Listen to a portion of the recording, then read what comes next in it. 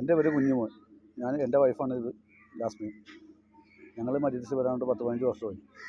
ഞങ്ങൾക്ക് എന്തുണ്ടെങ്കിലും ഈ മജ്‌ലിസ് കൊണ്ടാണ് നമ്മൾ മുന്നോട്ട് പോകുന്നത്. ഞങ്ങൾക്കൊരു പെര വെക്കാനായാലും പെര മേടിക്കാനായാലും എന്ത് വേണം ഇവിടെ വന്ന് പറഞ്ഞിട്ടാണ് ഞങ്ങൾക്ക് ഇതെല്ലാം സംഭവിക്കുന്നത്.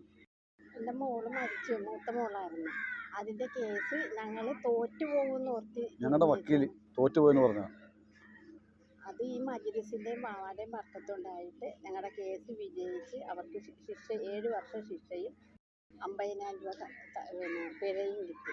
പിന്നെ എൻ്റെ അവളുടെ മോളുടെ കേസും ആ കുഞ്ഞിനെ ഞങ്ങൾക്ക് വിധിച്ച് ഇവിടെ വന്നതാണ് എല്ലാം അകത്തായത്.